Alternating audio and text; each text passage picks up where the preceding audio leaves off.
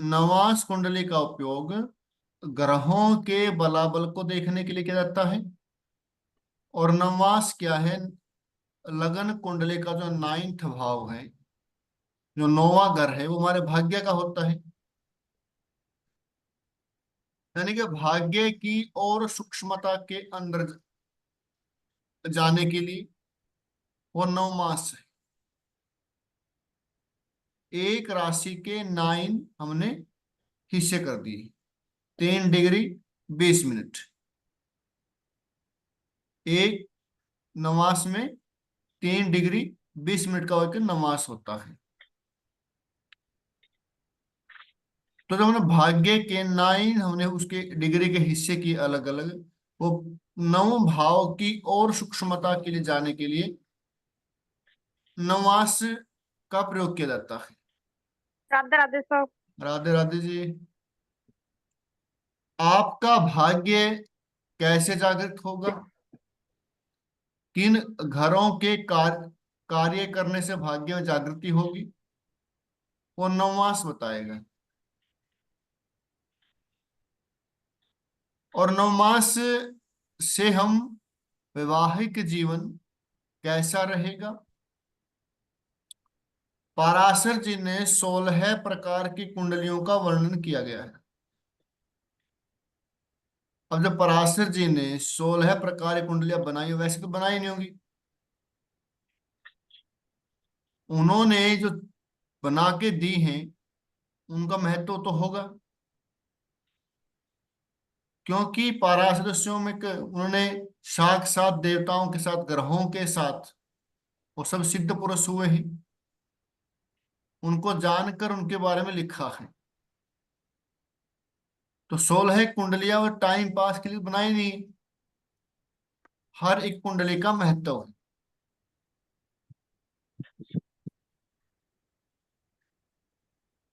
अश्विनी जी मंत्र जाप कर रहे हैं क्या साथ साथ? हाँ, मंत्र अंदर अंदर चल रहा है मेरा। आपने पकड़ लिया? और क्या, साथ साथ मंत्र जाप कर रहे हैं आप। आप हमें भी आकर्षित कर दोगे फिर ऐसे तो।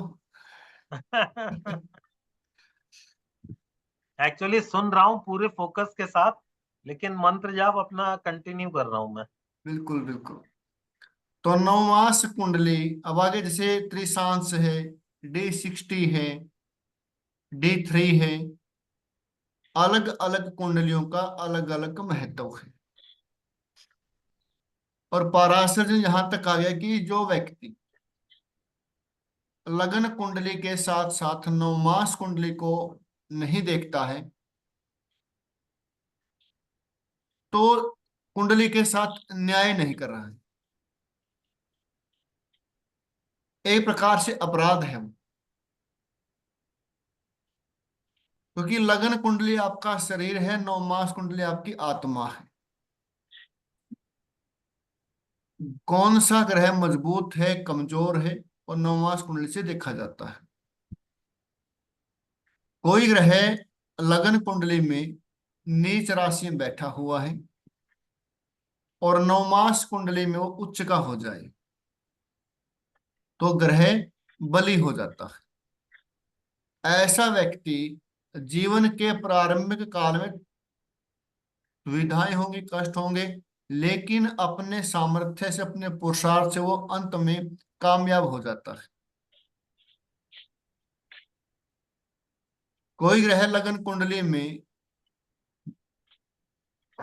अपनी राशि में है और नवमास कुंडली में भी अपनी राशि में है, वो दिग्बली हो गया, वर्गोत्तम हो गया, वर्गोत्तम हो गया। वर्गोत्तम क्या होता है? उत्तम क्या होता है? श्रेष्ठ।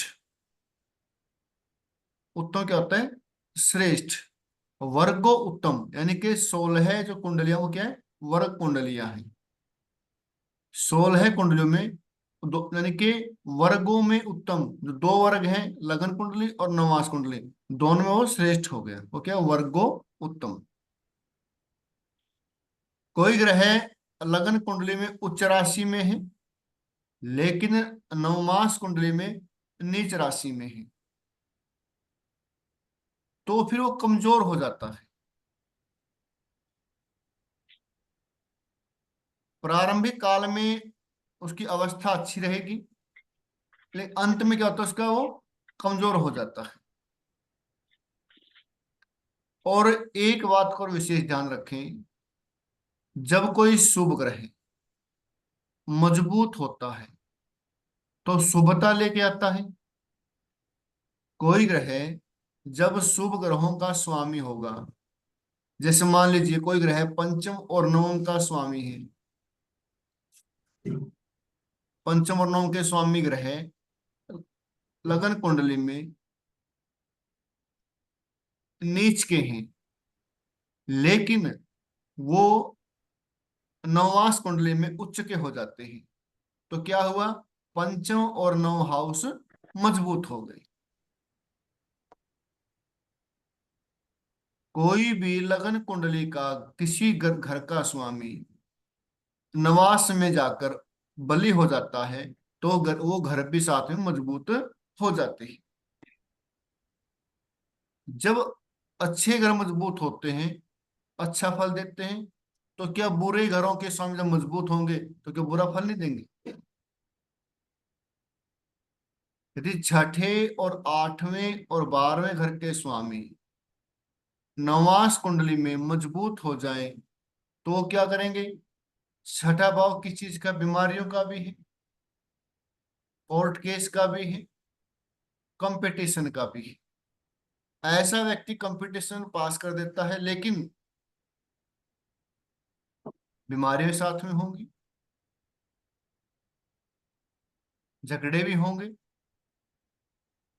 आठवें घर का स्वामी यदि उच्च नवास कुंडली में वर्गोत्तम हो जाता है, मजबूत हो जाता है, अष्टम भाव मजबूत हो जाता है।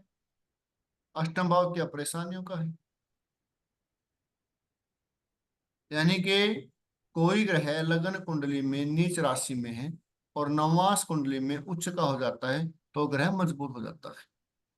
कोई ग्रह लगन कुंडली में अपने राशि में है और नवमास कुंडली में भी अपनी ही राशि में बैठ जाए, तभी वो बलि हो जाता है।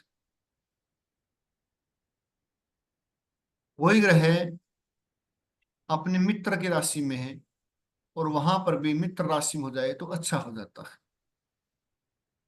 कोई ग्रह लगन कुंडली में शत्रु राशि में है, नीच का है, और साथ में नवमास कुंडली में भी शत्रु या नीच का हो जाए तो और कमजोर हो जाएगा। तो नवमास क्या करती है? ग्रह को मजबूत और करती है। तो नवमास कुंडली से वैवाहिक जीवन। लेकिन इसमें एक बात मैं पूछना चाह रहा था कि मान लीजिए कोई 8वें घर का मालिक है, हाँ जी। तो वो अशुभ ग्रह है हाँ जी। और वो वर्गोत्तम हो गया, तो जैसे आपने बताया कि वो खराब वर्गोत्तम। रिजल्ट देगा। लेकिन मान लीजिए कि वो नवांश कुंडली में त्रिकोण का मालिक हो गया, राशि वही रही, लेकिन अब वो त्रिकोण का मालिक है, तो लगन कुंडली में तो अशुभ था, लेकिन क्या नवांश कुंडली में उसे शुभ नहीं बोलेंगे फिर? देखो, जो हम कर रहे हैं ना, मतलब कि हम क्या कर रहे हैं, हम लगन कुंडली के ग्रहों को मजबूत कर रहे हैं। हम लगन कुंडली के जो ग्रह हैं, हम उनकी मजबूत दे रहे हैं, लेकिन उसके लिए आप नवमास कुंडली को, जैसे लगन कुंडली को पढ़ते हैं हम, दशाएं हैं, अंतरदशाएं हैं, और एक और सुनो, वरक कुंडली में कभी दशाएं देखी जाती, वरक कुंडली में अंतरदशाएं देखी जाती। वरक कुंडलियों पर केवल अंतरदशाएं देखी जाती है कि अंतरदशा कैसी रहेगी। यदि आप अंतरदशा देखते हैं कि कैसी रहेगी इस समय वैवाहिक जीवन के लिए, तो फिर आप नवमास कुंडली को, जैसे ही वो आपने कहा कि त्रिकोण का स्वामी है, फिर आप उसको एक लगन कुंडली की तरह रीड कर सकते हैं।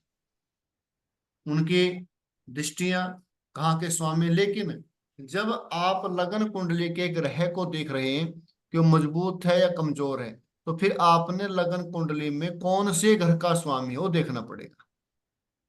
मतलब फिर उसके बाद नवांश में वो किस घर का स्वामी बन रहा उससे कोई मतलब नहीं, उससे कोई मतलब नहीं है।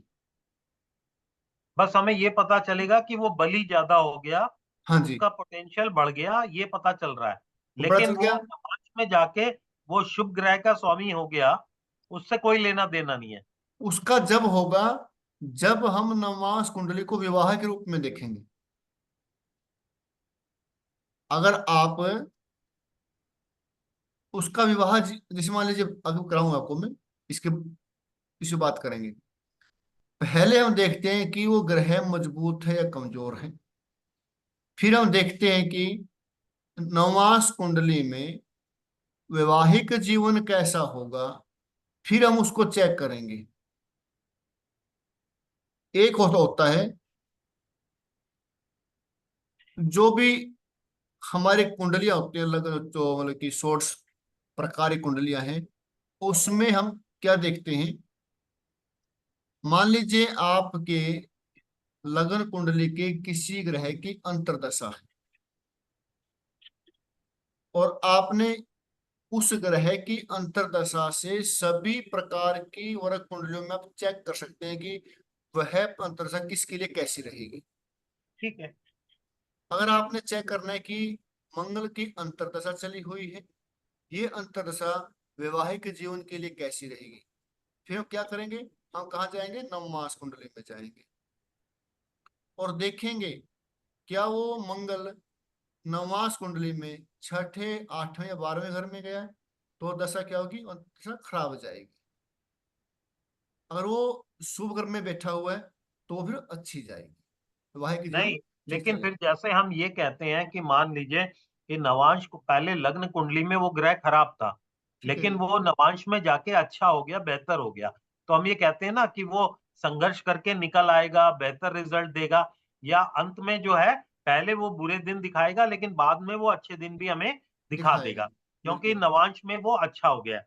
और कोई अगर नवांश में बुरा हो गया और लगन में अच्छा है, तो शुरू में वो अच्छा मतलब दिखाएगा और बाद में बुरा दिखाएगा, पूरा दिखाएगा। ये वाली बात। ठीक लेकिन है। फिर इससे हम ये क्यों ये इस तरह से बात कर रहे हैं कि नवांश कुंडली में इसका मतलब है कि कोई भी ग्रह अगर अच्छा हो जाता है तो अल्टीमेटली तो अच्छा ही हो जाता है वो, अगर शुभ घर का मालिक बन जाए तो। वो अच्छा हुआ रिस्पेक्टिवली लगन कुंडली के अंतर्दशा अनुसार। के आपने जो बताया। हम्म। इनके पढ़ने के कई आयाम हैं, देखो मैं आपको आगे सिखाऊंगा। राशि तुल्य नवमास, राशि तुल्य नवमास यानी कि आप लगन कुंडली अगर नहीं पढ़ेंगे, केवल आप नवमास कुंडली को पढ़ेंगे लगन कुंडली की तरह, तब भी आप लगन कुंडली की तरह प्रिडिक्शन कर सकते हैं। लेकिन आप क्या कह रहे हैं कि मैं जब कोई ग्रह छठे या आठवें 12वें घर का स्वामी होकर नवमास कुंडली में शुभ ग्रहों का स्वामी हो जाता है, हाँ जी। तो क्या वो नवमास की शुभता उसके अंदर नहीं आएगी। हाँ। ये कह रहे हैं ना। हाँ। लेकिन हमने क्या किया कि हम लगन कुंडली के ग्रहों की शुभता और अशुभता देख रहे हैं, न कि नवमास कुंडली के ग्रहों की। अच्छा। हम शुभता और अशुभता लगन कुंडली के ग्रहों की देख रहे हैं, नवमास कुंडली के ग्रहों की नहीं देख रहे। वो कब देखेंगे, जब कोई अंतर्दशा आएगी। अच्छा, फिर हम चेक करेंगे कि नवमास कुंडली में ग्रह कौन से घर का स्वामी है, वो कैसा है। क्योंकि मेरे को इसलिए पता है कि जो मैं अपने बेटे की कुंडली में देख रहा था, हाँ जी। तो उसकी मिथुन लगन की कुंडली है और बृहस्पति 8वें घर में नीच का होके बैठा है मकर राशि में। लेकिन जब वो नवांश कुंडली में जाता है तो केंद्र का स्वामी होके उच्च का होके बैठा है वो। तो अब इसके फल को अगर मैं देखूंगा तो क्या मैं ये मानूंगा कि बृहस्पति तो अशुभ का ही घर मालिक था और नीच का था, और उसका पोटेंशियल बढ़ गया तो अब और बुरे खराब रिजल्ट देगा।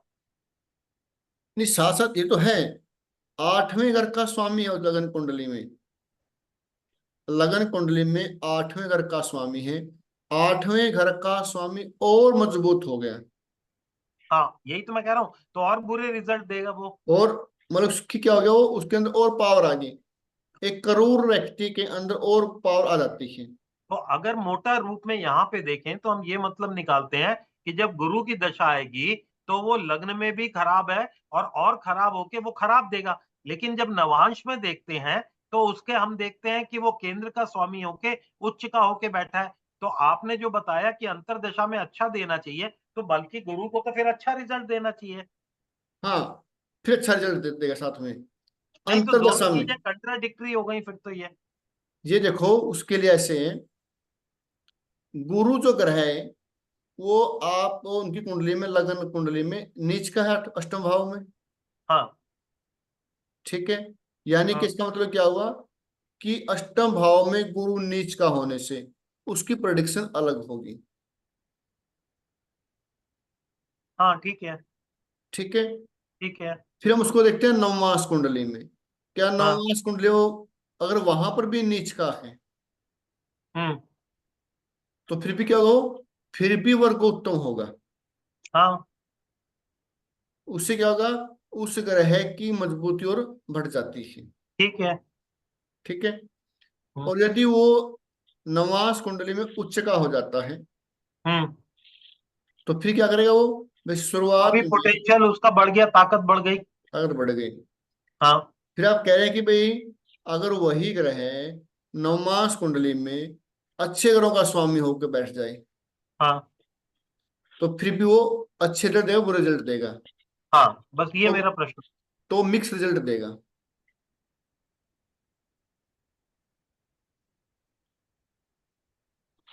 उसके रिजल्ट मिक्स आएंगे, क्योंकि लगन कुंडली के अनुसार तो क्या है, वो खराब हो गया है। लेकिन नवमास कुंडली में क्या हुआ, उसका नवमास कुंडली में उच्च का हो गया, लेकिन आठवें घर का स्वामी उच्च का हुआ है ना। लेकिन साथ में नवमास कुंडली में शुभ ग्रहों का घर भी स्वामी हो गया। हम्म। तो वो क्या करेगा, जो लगन कुंडली के रिजल्ट है वो भी देगा और नवमास कुंडली के रिजल्ट भी देगा, दोनों को। यानी कि कोई भी जो समस्या आएगी वैवाहिक जीवन से संबंधित, तो वो क्या करेगी, समस्या तो आएगी लेकिन वो संभल जाएगी, अगर वहां पर वो केंद्र का स्वामी है, किसी त्रिकोण का स्वामी है। हाँ केंद्र का स्वामी उच्च का होके बैठ गया है। फिर वो कर्क समस्या राशि में आ गया है फिर वो। वो समस्या संभल जाएगी। अगर वहां पर भी बुरे ग्रह का स्वामी होकर उच्च का हो गया तो और खराब हो जाएगी।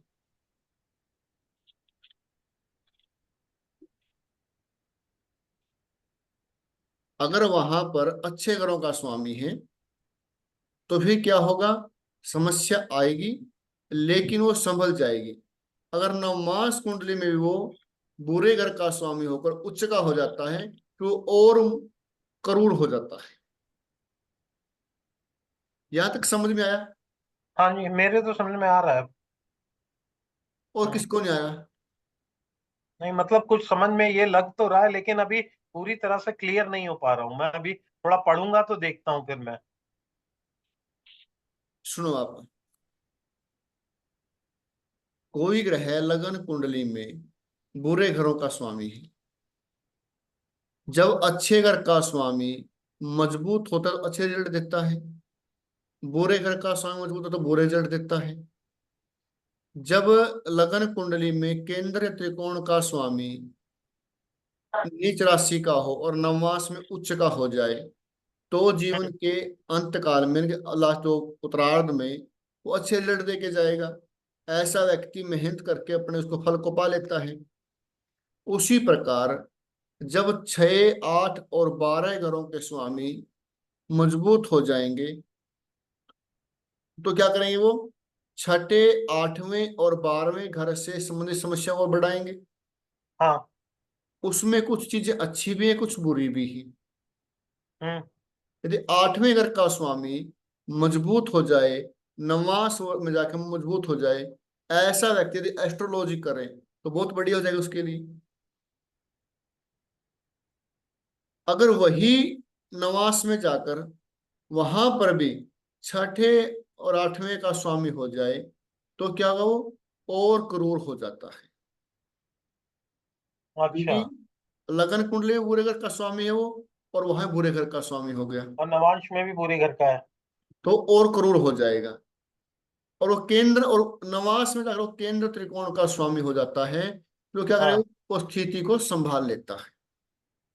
ओके, मतलब कठिनाई तो आएगी लेकिन हाँ, वो संभल जाएगी। संभल जाएंगी। अच्छा। ये इसका कंक्लूजन है। तो कोई भी ग्रह जब लगन कुंडली में कमजोर होता है और नवमास में मजबूत हो जाता है, तो उसका ये मतलब है कि जिंदगी के पूर्व काल में वो कुछ संघर्ष करेगा, लेकिन लास्ट उसको सफलता मिल जाती है। कोई ग्रह लगन कुंडली में मजबूत है, उच्च का है अपनी राशि में, मित्र राशि में, लेकिन नवमास कुंडली में वो शत्रु राशि में है, नीच का है, तो शुरुआत में उसका जीवन अच्छा रहेगा, मतलब कि ऐसा व्यक्ति ठीक रहेगा शुरुआत में, लेकिन लास्ट के अंत के जो समय उसके वो अच्छे निकलते, ऐसा ये अच्छा। कहा गया हाँ है। जी। ठीक है जी। ठीक है। और नवमास कुंडली में होता है पुष्कर नवमास, सुना होगा आपने, हम्म। पुष्कर नवमास होता है। तो वो यही दिखाता है कि ग्रहों के बल को दिखाता है, कौन सा ग्रह कब बली होता है। नवांश कुंडली का जो सप्तम भाव है, एक तो आप सूत्र लिख लेंगे, दशा को कभी भी, दशा को कभी भी वर्ग कुंडलियों में नहीं देखा जाता, वो उन पर काम नहीं करती।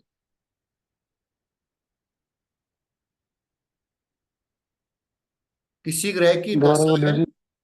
किसी भी ग्रह की दशा है, आप उसको वर्ग कुंडली में चेक न करें कैसी जाएगी।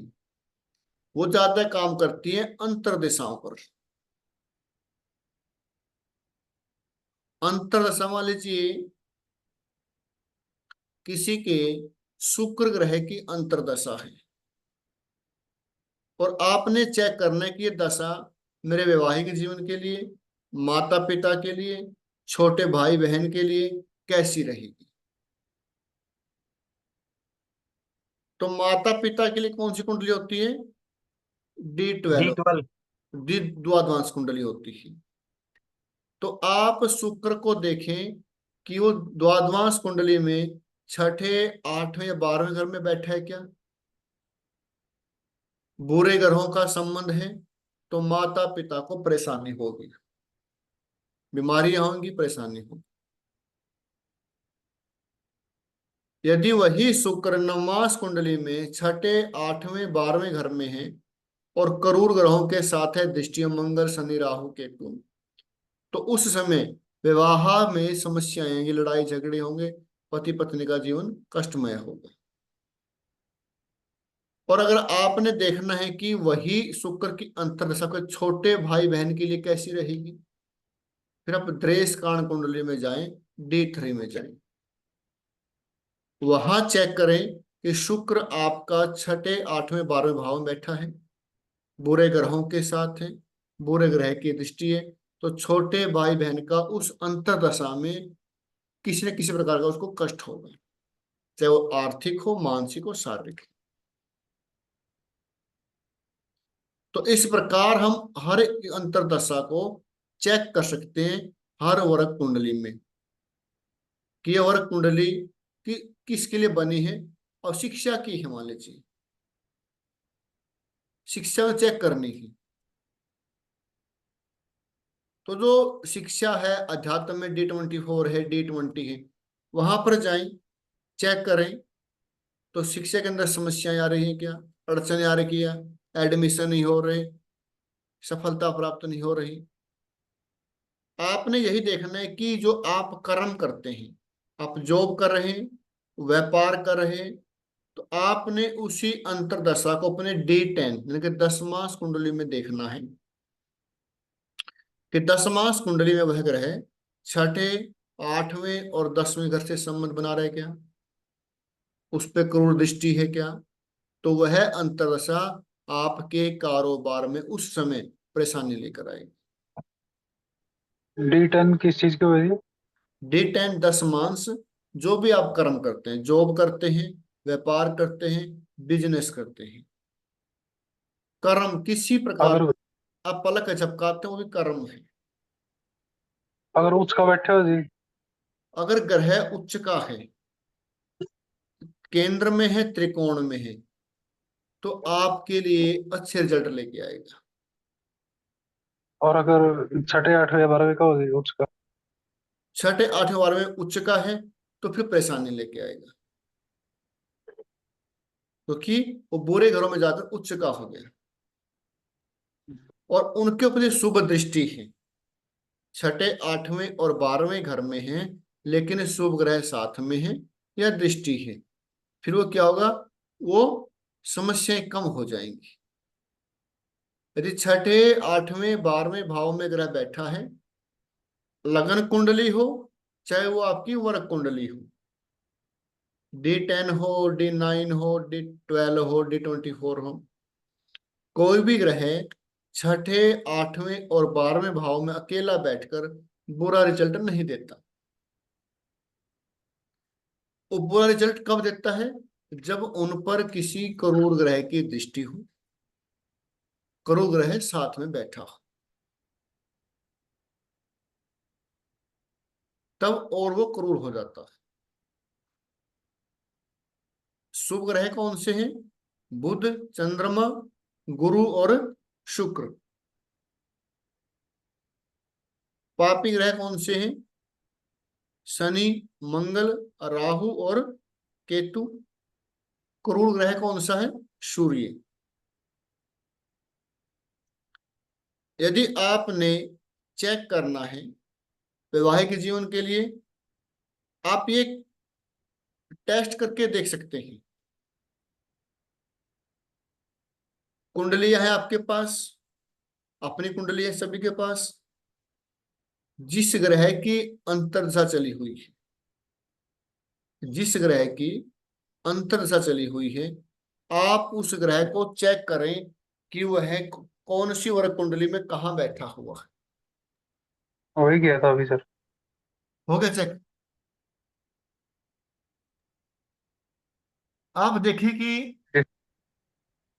उस समय माता पिता बीमार हुए हैं क्या, माता पिता के कारोबार में कोई प्रगति हुई है क्या, कोई एक्सीडेंट, कोई दुर्घटना हुई है क्या। मान लीजिए किसी के मंगल की अंतर्दशा है और उस समय आपने देखा कि माता पिता की प्रमोशन हुई है, माता के पिता की, या कोई धन लाभ हुआ है, या कोई स्टेटस में वृद्धि हुई है, तो आप चेक करें कि उस समय मंगल द्वादश कुंडली में कहाँ बैठे हुए। अगर वो शुभ ग्रहों के साथ है, शुभ राशि में है, शुभ घर में है, तो अवश्य उनकी तरक्की हुई होगी। यदि वो मार्केश के साथ है, बुरे घर के स्वामी के साथ है, उसी कुंडली में, ठीक है, और छठे, आठवें, 12वें भाव में है, तो उस समय परेशानियां आई होंगी, बीमारी हुई होगी, कोर्ट लड़ाई झगड़े, ऑपरेशन आदि वो चीज हुई होंगी, मानसिक परेशानी हुई होगी। तो मैंने आपको सूत्र बताया, बिल्कुल सिंपल सूत्र है ये सूत्र बिल्कुल सिंपल है। इसे आप किसी भी व्यक्ति के बारे में, अपने जो रिलेटिव हैं उनके बारे में बता सकते हैं, भाई वो अंतरसा उसके लिए कैसी रही।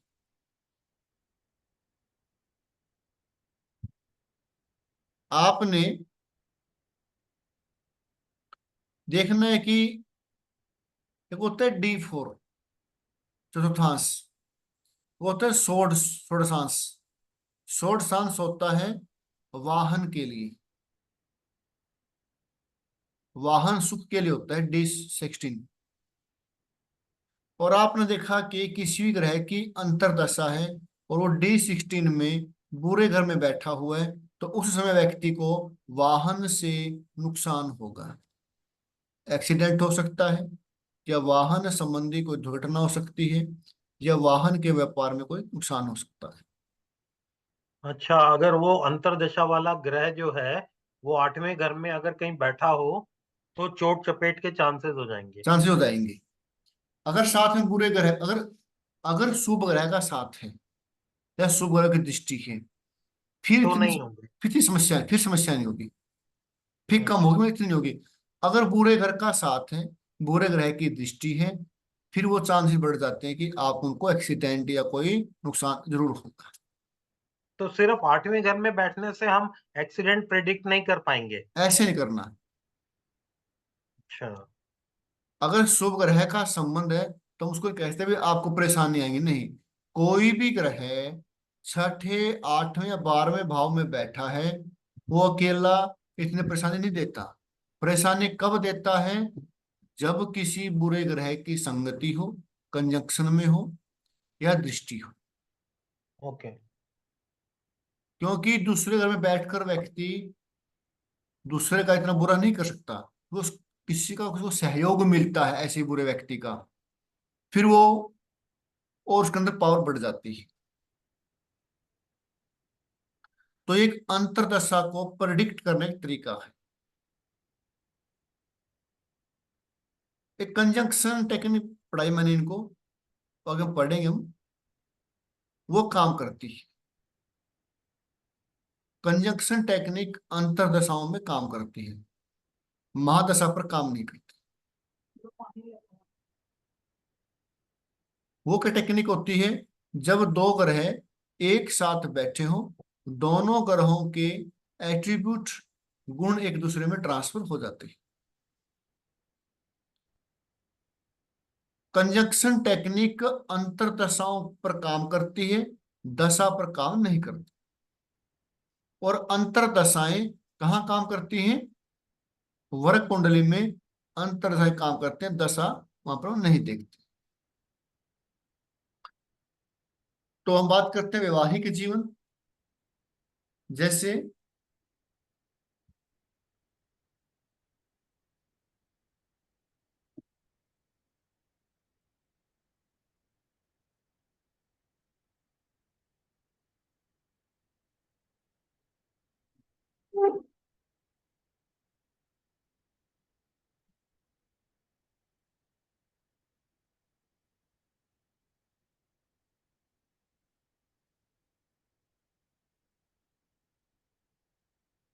एक कुंडली है,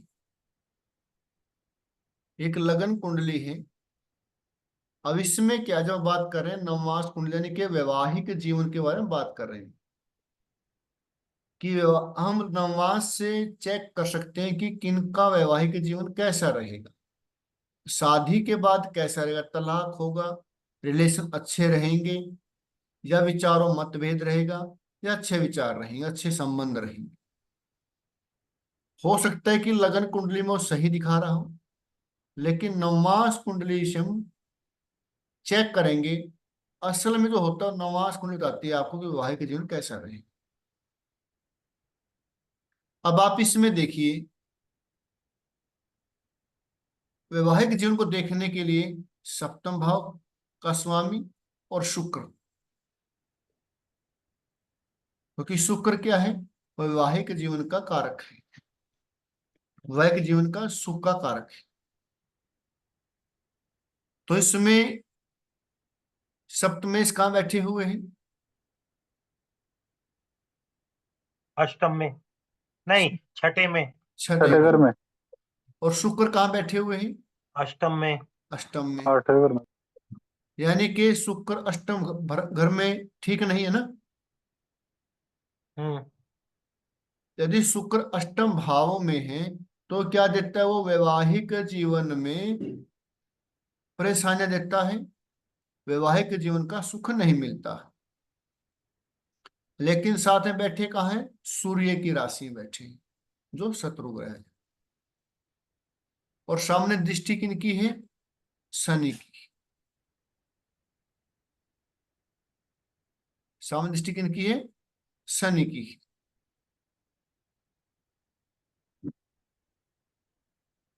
यानी कि यहां पर शुक्र क्या हुआ? खराब हो गया। और चंद्रमा में क्या हुआ? सप्तम भाव का स्वामी अपने से 12वें घर में चला गया। तो जब कोई ग्रह अपने घर से 12वें घर में चला जाए, कुंडली का जो 12वां घर होता है, ये क्या होता है? लॉस का होता है, हानि का होता है। जब कोई ग्रह अपने घर से 12वें घर में चला जाए तो उस घर का लॉस करता है। चंद्रमा क्या है यहाँ पर चंद्रमा छठे घर में चला गया, यानी कि अपने से 12वें में चला गया। इसका मतलब क्या है कि वैवाहिक जीवन में लॉस होगा, हानि होगी, परेशानी होगी। और साथ में शुक्र भी क्या है, अष्टम भाव में ही। फिर आगे हम चेक करेंगे उसको नवमास कुंडली में।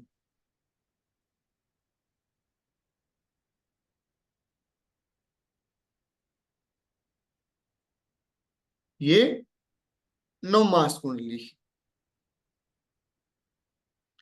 तो देख पा रहे हैं सभी, हाँ जी। ये नवमास कुंडली।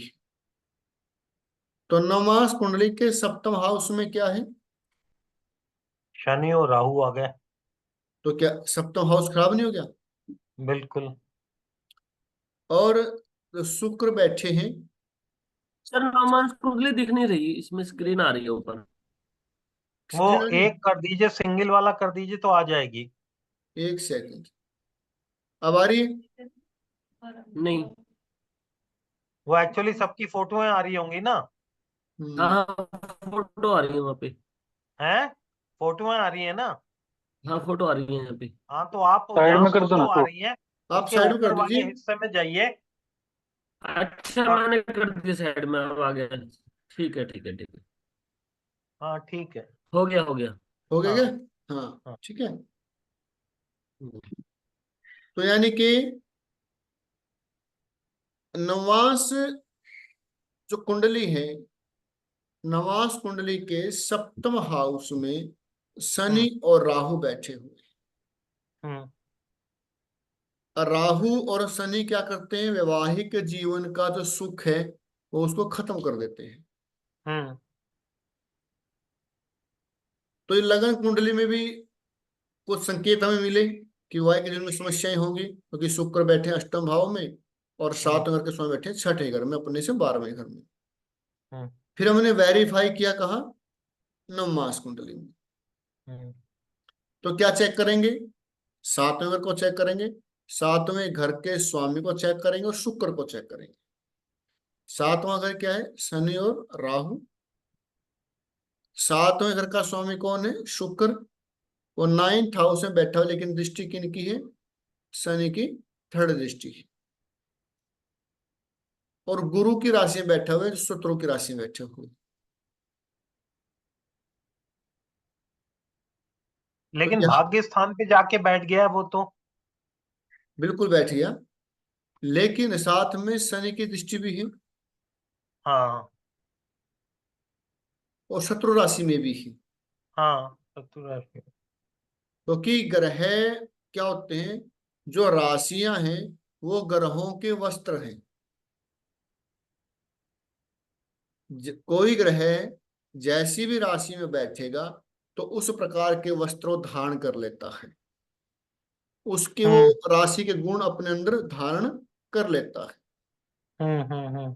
अब गुरु और शुक्र क्या शत्रु है आपस में? हम्म तो शुक्र कहाँ बैठ के? गुरु की राशि में है। शत्रु अब की राशि में। अब गुरु क्या है? गुरु तो आध्यात्मिक है,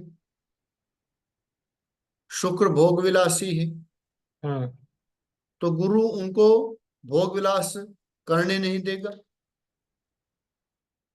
सुख, वैवाहिक सुख उसको देने नहीं देगा। हम्म तो क्या हुआ फिर इनमें? इनका जो इनकी स्थिति ऐसी हुई, इनकी स्थिति तलाक तक चली गई, कोर्ट में केस चला हुआ है, एक दूसरे से अलग रहते हैं। अब जो इनका जो हस्बैंड है, उनकी कुंडली देखी।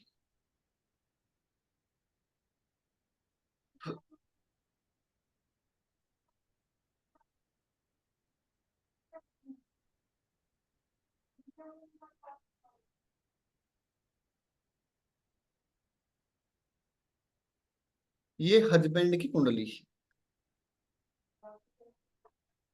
यहाँ पंचम भाव के स्वामी कौन है? सूर्य। सूर्य। कहाँ बैठे? 9th हाउस में। राशि किनकी है? शुक्र की। शुक्र। सूर्य और शुक्र शत्रु हैं। हम्म, साथ में कौन है? राहु। तो राहु ने सूर्य को क्या कर दिया, ग्रहण लगा दिया, और साथ में शुक्र बैठे हुए हैं। शुक्र, सूर्य और राहु। ये शुक्र का शत्रु कौन है, सूर्य, और राहु से क्या हुआ, वो पीड़ित हो गया। यहां पर भी, और अगर हम देखें शनि को, शनि लगन बैठे हुए हैं। सातवीं दृष्टि कहां पर है, 7th हाउस। वक्री ग्रह क्या करता है, वक्री का जो ग्रह है वो कहाँ का स्वामी है, वो 10वें घर का भी स्वामी है और 12वें घर का स्वामी है। 12वां घर क्या होता है, सेपरेशन का होता है, दूर करने का होता है। तो 12वें घर के स्वामी की दृष्टि कहाँ पड़ी, 7th हाउस पर, यानी कि आपस में सेपरेशन। अब इसको चेक करते हैं नवांश कुंडली में।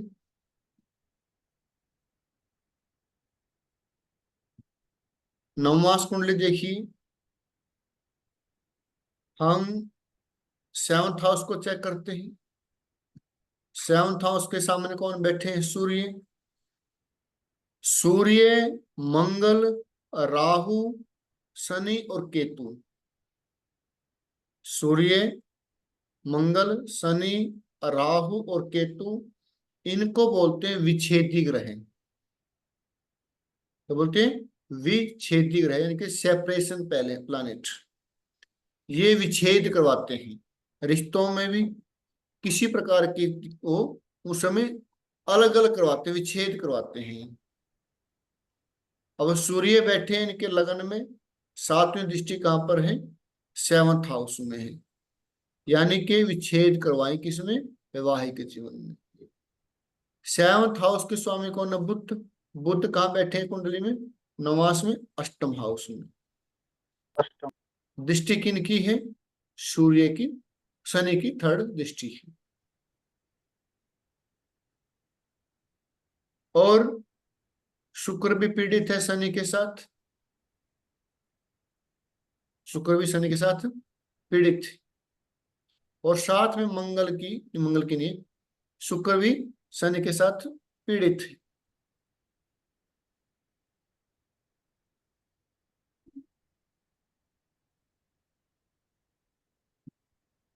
ठीक है जी, यानी कि यहां पर भी दिखा रहा है कि ये प्रॉब्लम है। नहीं, शुक्र और शनि तो मित्र है ना दोनों। मित्र है, लेकिन शनि क्या करता है, शनि एक साथ में पापी ग्रह भी तो है। हम शुक्र को शुभ ग्रह मानते हैं। शुक्र, हम्म चंद्र, बुध और गुरु ये शुभ ग्रह है, लेकिन शनि क्या है, वो पापी ग्रह की श्रेणी में आते हैं।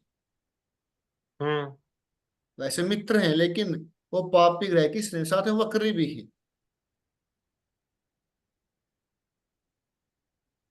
तो हम्म कुछ ग्रह लड़के के ठीक हैं, लड़की कुंडली में ज्यादा दिखते हैं,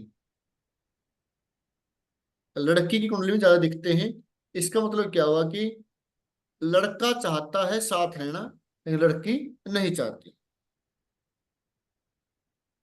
जब लड़का और लड़की को की कुंडली को मैच करते देखते हैं, अगर उसमें से आप देखें लड़की या लड़की कुंडली में किसकी कुंडली ज्यादा पूरे प्रभाव हैं, तो कह सकते हैं कि जिसकी कुंडली में ज्यादा बुरे प्रभाव होंगे तो वह व्यक्ति साथ रहना पसंद नहीं करता।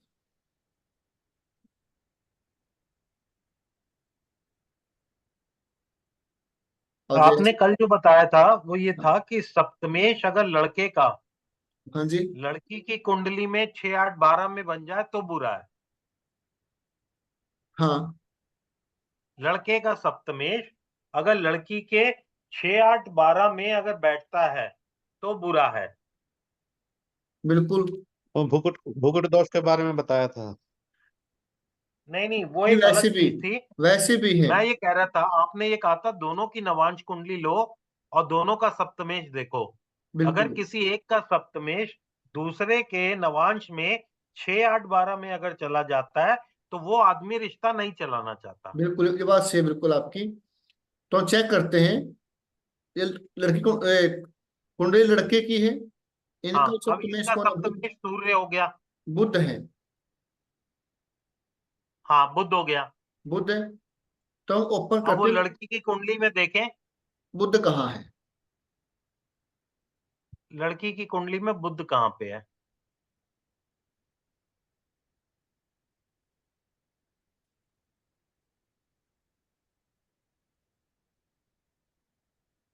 ये रहा, दशम भाव में है, तो 6 8 12 में नहीं गया। दसम में कहाँ है? नवांश में। नवांश में, दसम में नहीं है ना, नहीं, 11वें है, 11वें में है। 11वें में है। तो हाँ, 11वां तो घर की 6 8 12 में नहीं गया। नहीं है। तो 11वां हाँ घर क्या होता है? 11वां घर होता है महत्वाकांक्षी। हाँ। और साथ में कौन बैठे हैं? मंगल बैठे हैं।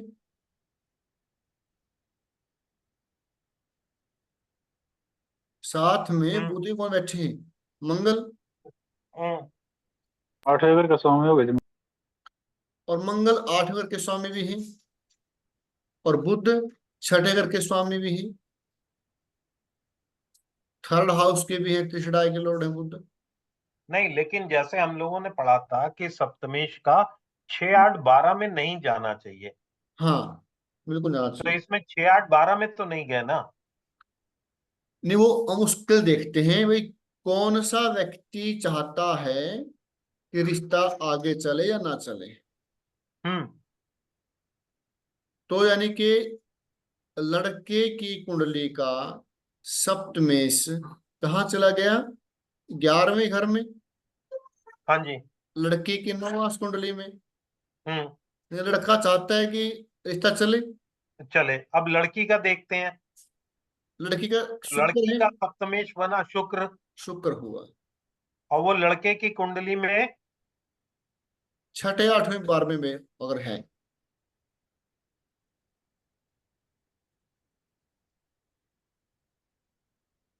तो वो 9वें में गया है। कहाँ गया है? 9 में नहीं गया, वो 6ठे घर में है। अच्छा, हाँ, 6ठे घर में गया है। तो इसका मतलब लड़की नहीं चाहती है कि रिश्ता चले। वो तो मैंने पहले बोला आपको, हाँ। वो है ना जो मैं बताया आपको उस ग्रहों के बारे में। मैं लड़की नहीं चाहती कि रिश्ता आगे चले। ओके। तो हम ये जैसे कोई पूछते ना आप अपने से, भाई कौन चाहता है रिश्ता चले, कौन नहीं चाहता रिश्ता ना चले, तो हम इस टेक्निक से करेक्ट। बता सकते हैं भाई, लड़की में दिक्कत है, लड़के में दिक्कत है, चाहता कौन नहीं। ओके ओके, ठीक है ठीक है, ये पॉइंट बहुत इंपॉर्टेंट था। ठीक है ना? आगे और कुंडलियां हैं बहुत सारी, वो देखते हैं हम।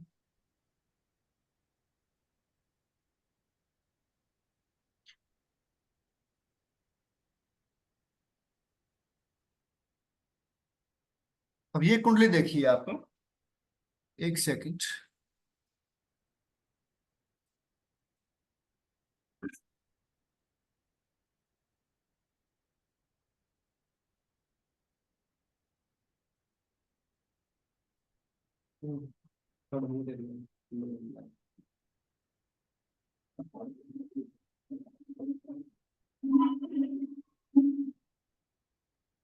इस कुंडली देखिए आप, इस कुंडली में क्या है? जो लगन कुंडली, लगन कुंडली में सप्तम हाउस पर दृष्टि किनकी है? सूर्य। सूर्य। सूर्य क्या विच्छेदी ग्रह है। हम्म और जो सप्तमेश है वो कौन है? गुरु। गुरु कहाँ बैठे हैं? राहु के साथ, यहाँ पर। हम्म यानी कि कुंडली का 7वें घर का स्वामी पीड़ित हो गया राहु से। क्या हुआ? हम्म इसको बोलते हैं गुरु चांडाल योग बोलते हैं, गुरु चांडाल योग। शुक्र कहाँ बैठे हैं? मंगल के साथ, तो शुक्र मंगल से पीड़ित हो गए। तो पीड़ित। लगन कुंडली बता रही है कि वैवाहिक जीवन में दिक्कतें आएंगी, लेकिन गुरु की दृष्टि कहाँ पड़ी हुई है? 9th हाउस पर, 7th हाउस पर। गुरु की पंचम और नवम दृष्टि क्या होती है? वो अमृत दृष्टि होती है। और जिस भी भाव पर पड़ेंगी वहां पर अमृत के छींटे फेंक देती है, तो शुभ कर देती है। लेकिन गुरु पीड़ित है राहु से। गुरु क्या है, वो राहु से पीड़ित है। अब उसके अंदर पोटेंशियल नहीं रहा जो होना चाहिए। क्यों? राहु से पीड़ित है, राहु ग्रहण के ऊपर लगा हुआ है। फिर हम चेक करेंगे D9। D9 का जो 7 का स्वामी है वो कौन है? चंद्रमा। चंद्रमा कहाँ पीड़ित है? राहु से। चंद्रमा राहु से पीड़ित है। और गुरु पर शनि और मंगल की दृष्टि है। और देखने में आया है गुरु जिस भाव में बैठते हैं उस भाव की हानि करते हैं। सप्तम हाउस में गुरु बैठता है, एक तो कुंडले देखिए उन्हें, तो उनको वैवाहिक सुख नहीं मिलता। शनि जिस भाव में बैठते हैं उसको प्रोटेक्ट करते हैं, गुरु जिस भाव में बैठते हैं उसको हानि पहुंचाते हैं। तो नवमास कुंडली में भी क्या स्थिति है? सप्तमेश पीड़ित है राहु से, गुरु पर शनि मंगल की दृष्टि है, शुक्र शत्रु राशि में है, मंगल की राशि में है। तो यानी कि जब से इनकी शादी हो तब से ही इनके जीवन में आपसी जो संबंध है, जो विचार और तालमेल है, उनमें कमी रही।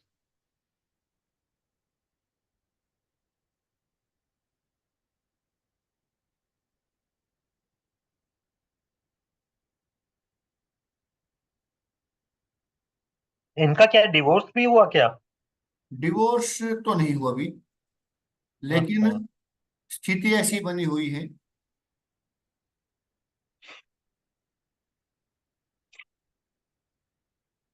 इनका डिवोर्स का केस तो नहीं चल रहा ना कोई?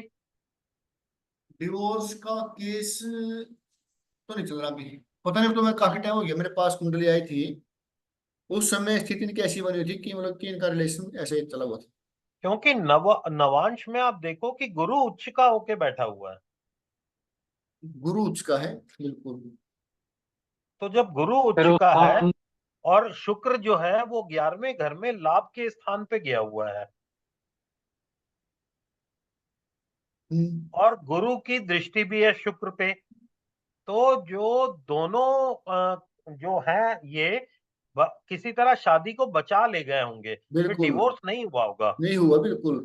मतलब कि हाँ। डिवोर्स नहीं हुआ, लेकिन चले हुए हैं ऐसे, जैसे हाँ। गाड़ी दो पहिए होता है ना, एक में हाँ। रहता है पंचर हो जाता है, एक में चलते रहते हुए चले हुए। ये डाइवोर्स लड़के क्यों नहीं की है हुआ? कि लड़की की कुंडली है? ये लड़की कुंडली की, लड़की कुंडली है ये कुंडली, लड़की हम्म। की है। हम्म। क्योंकि यहाँ पर गुरु और शुक्र के कारण थोड़ा बचे हुए हैं। हम्म।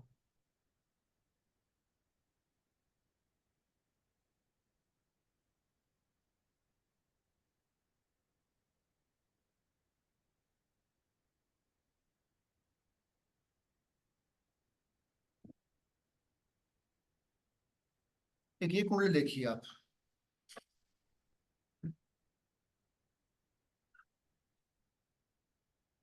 7th हाउस पर दृष्टि किनकी है? शनि और बुध लगन में बैठे, शनि और बुध। और जो बुध इनके स्वामी हैं,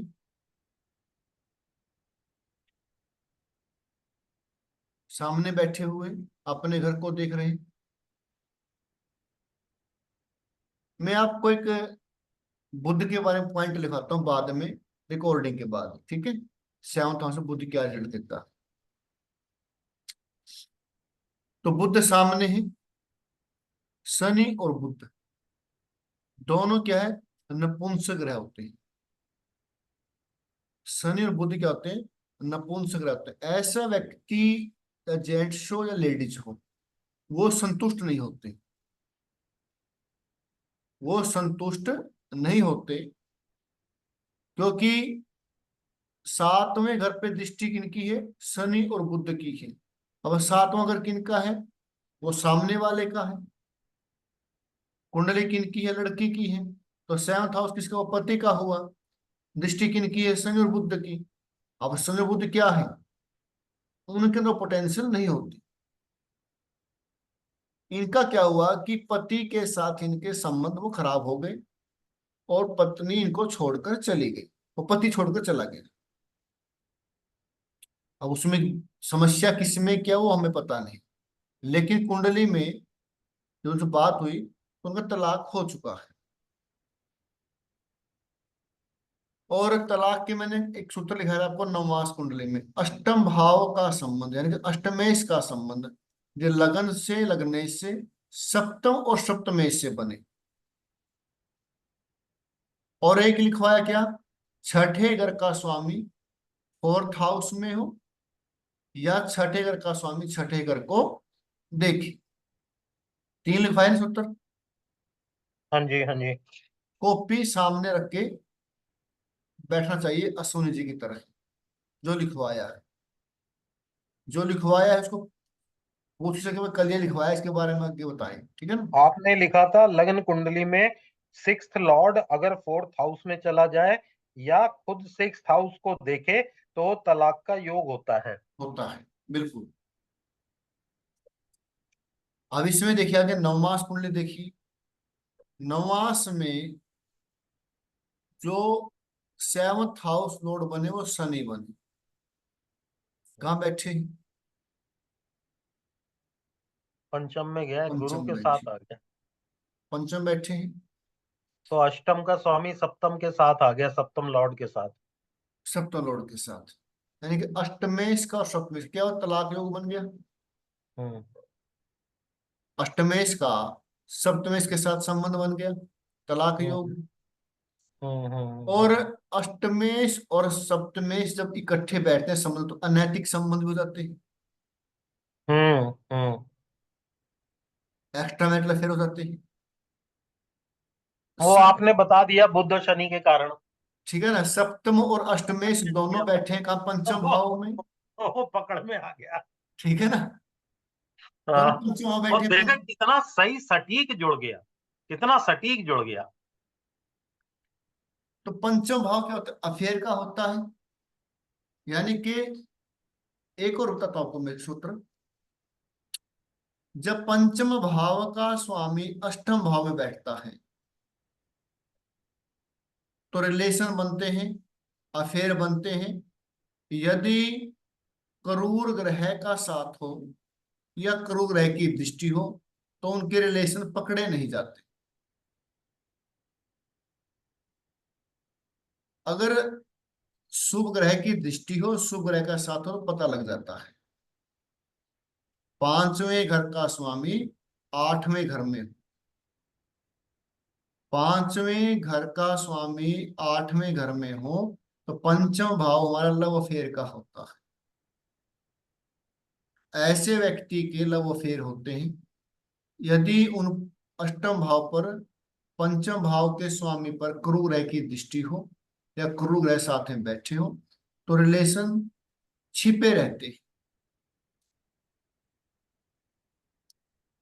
और यदि पंचम का स्वामी अष्टम में है, साथ में शुभ ग्रह बैठे हुए हैं, शुभ ग्रह की दृष्टि है, तो फिर उनके रिलेशन का पता लग जाता है। तो इस कुंडली में क्या है? सप्तमेश और अष्टमेश दोनों का संबंध पंचम भाव में। अनैतिक संबंध हो सकते हैं, तलाक हो सकता है। तलाक हुआ है, पति छोड़कर चले गए।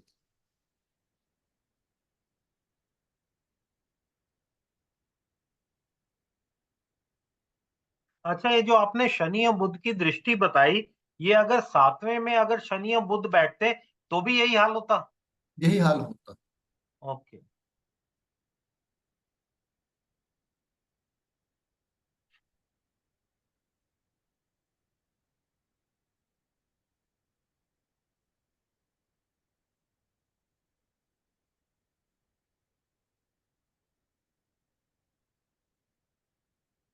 ठीक है जी। एक और देख लेते हैं लास्ट।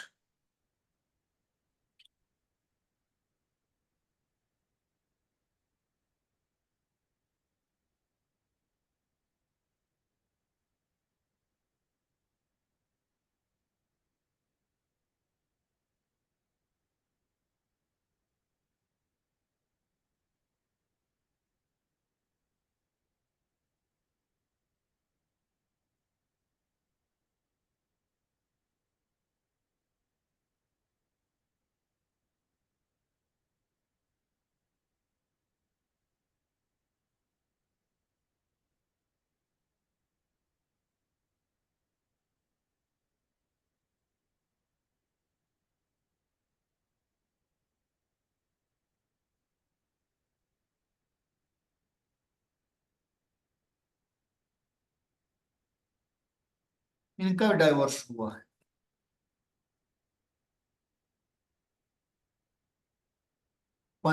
सप्तम भाव में गुरु बैठे हैं। सप्तम भाव के स्वामी सूर्य है। सूर्य राहु से पीड़ित है। सूर्य राहु से पीड़ित है। शुक्र अपनी राशि में बैठे हुए हैं। शुक्र ठीक है, मजबूत है, अपनी राशि में है। लेकिन शनि की दसम दृष्टि है, 7, 8, 9 और 10। शनि की दसम दृष्टि है, यानी कि गुरु बैठे हैं इनके सप्तम हाउस में। मोस्टली देखा गया है कुंडली बताकर सप्तम हाउस का गुरु वो वैवाहिक सुख कम देता है, स्थान हानि। स्थान हानि करता है। गुरु जिस भाव में बैठे हो स्थान हानि करता है।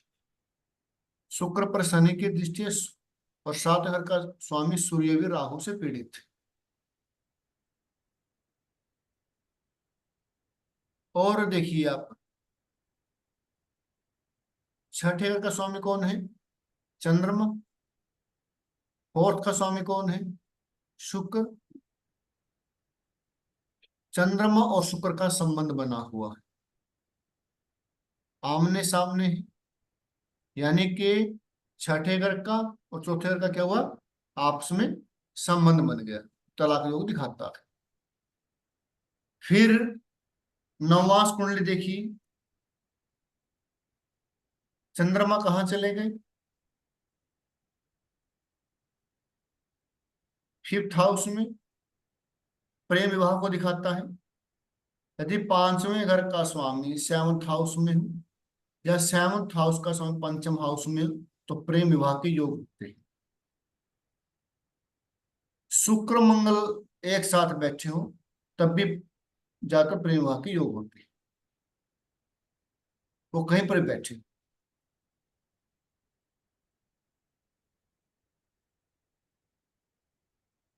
नाड़ी ज्योतिष में बुध को बताया गया है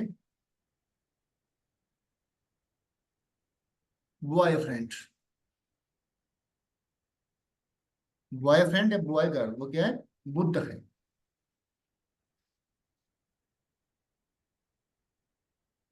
ठीक है। अब अच्छा, इसमें आपने ये बोला, इसमें देखिए छठे घर का मालिक 4th में नहीं गया था, लेकिन छठे और 4th का संबंध दृष्टि का बन रहा था, हाँ इसलिए जी, आपने तलाक योग बोला है। बिल्कुल। क्योंकि जब चौथे घर का स्वामी छठे में जाएगा तो 4-6 का संबंध हो जाता है। या हम्म। क्योंकि कोई भी ग्रह है, किसी भी घर का स्वामी जिस भाव में बैठे उनका आपस में संबंध हो जाता है।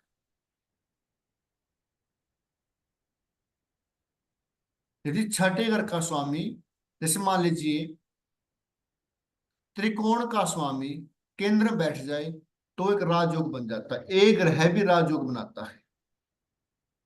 और इसमें शुक्र जो है वो तो प्रबल योगकारी है। नहीं, योग कारक तो है, लेकिन साथ में चंद्रमा का संबंध है उनका, योग कारक है। हाँ। योग कारक है, लेकिन योग कारक वो किसके लिए, मतलब कि उसके लिए उसको और मान सम्मान देके जाएगा किसी और फील्ड में। जरूरी नहीं कि वैवाहिक जीवन में देके जाए, कुछ और उसकी जॉब में, किसी पैसे में। क्योंकि जो राजयोग है वो हम मान सम्मान प्रतिष्ठा देके जाते हैं, हाँ, ठीक बात है। और जो धन योग वो धन देकर जाते हैं। हम्म। चंद्रमा और शुक्र तो आमने सामने बैठे हैं। अब चंद्रमा क्या है? मन का कारक है। शुक्र क्या है? वो भोगलास का कारक है। यानी कि व्यक्ति का मन कहाँ रहेगा? भोग विलास में। भोग विलास में। वो क्या चाहते हैं कि मेरी बड़ी बड़ी गाड़ियां हों, ऐसे हो सकता है, या मैं अच्छे घर में रहूं, इस घर में इसके साथ क्यों रहूं, क्योंकि इच्छाएं बहुत होती है। चंद्रमा और शुक्र जब एक साथ हो तो ऐसे व्यक्ति का मन कहाँ रहेगा? क्योंकि चंद्र और शुक्र एक साथ हो गए, चंद्रमा के गुण शुक्र में चले गए, शुक्र के गुण चंद्रमा में चले गए। तो ऐसे व्यक्ति के मन में क्या बातें रहेंगी? शुक्र से संबंधित बातें रहेंगी। शुक्र की जो एट्रीब्यूट है वो भोग विलास है, वाहन सुख है, लग्जरी लाइफ है, अच्छा खाना पीना है, ऐसे उसके माइंड में बातें चलती रहेंगी।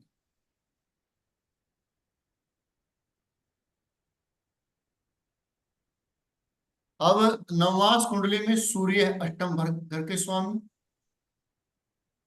सूर्य कहाँ बैठे हुए हैं? फोर्थ हाउस में। और लगन के स्वामी कौन है? शनि। अष्टमेश और लग्नेश का संबंध हो गया। जो सूत्र आपको लिखवाया है कि नवमास कुंडली में यदि अष्टमेश का संबंध लग्नेश से, लगन से, सप्तम या सप्तमेश से हो जाए तो वो एक तलाक योग देता है। इस कुंडली में देखिए आप, अष्टम घर का स्वामी कौन है? सूर्य। सूर्य कहाँ बैठे हुए हैं? शनि के साथ। शनि कहाँ के स्वामी है? लगन लॉर्ड है। तो तलाक को ये क्या करे? तलाक को दर्शा रहे हैं। साथ में मंगल की दृष्टि है। आठवीं दृष्टि कहाँ पर पड़ती है? सेवंथ हाउस पर। तो सेवंथ दृष्टि पड़ेगी तो मंगल क्या करेगा? वहां पे लड़ाई झगड़े करवाएगा, कोर्ट केस करवाएगा और वैवाहिक सुख नहीं होने देगा।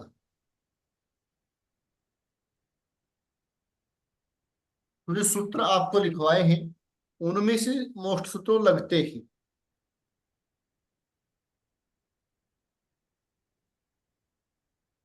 तो और कुंडलियां हैं आपके पास, किसी के पास तो आप उसको इकट्ठा कर सकते हैं।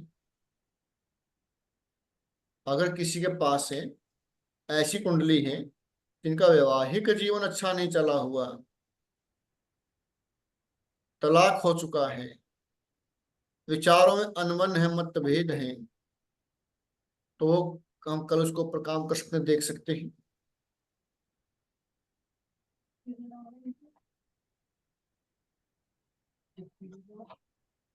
बस जब शनि की दृष्टि सेवंथ हाउस पर हो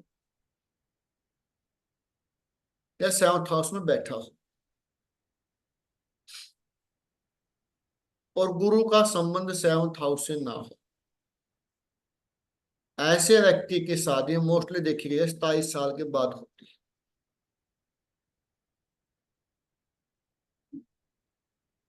शनि की दृष्टि हो सेवंथ हाउस पर, शनि बैठे हो, लेकिन गुरु का कोई प्रभाव नहीं होना चाहिए, दृष्टि नहीं होनी चाहिए या वहां पर नहीं होना चाहिए, तो देखा गया है कि 27 वर्ष की आयु के पश्चात ऐसे व्यक्ति की शादी होती है। आपके पास कोई कुंडली ऐसी हो जिनकी 27 साल के बाद शादी हुई है, उस कुंडली को चेक कर सकते हैं। ठीक है जय सोने जी, जी आप चेक कर सकते हैं। और जिनका सातवें घर का स्वामी छठे घर में, आठवें घर में, 12वें घर में हो, उनका वैवाहिक जीवन कष्टमय होता है। अगर वो छठे, आठवें, 12वें घर से संबंधित कार्य करने वाले व्यक्ति के साथ विवाह करते हैं, फिर नहीं होगा, फिर वो अलाइनमेंट हो जाता है। अलाइनमेंट हो जाता है। ठीक है ना सर? जी। तो ये है,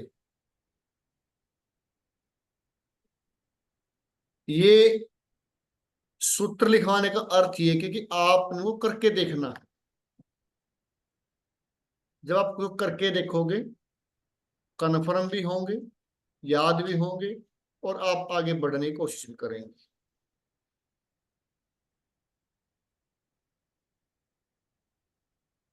कल को और किसी के पास ऐसी कुंडली है कोई तो बता सकते हैं। आनंद जी यहीं पे क्या? विपुल जी तो बैकग्राउंड ही चेंज करे जा रहे हैं तब से लगातार। हाँ, सुनील भाई कभी मना सूर्य लाइट बंद कर देवता लगा दीजिए। दिया, कभी कुछ लगा मना दिया। लाइट मना लाइट बंद कर दीजिए, इस करके बैकग्राउंड बदल दूं जी मैं।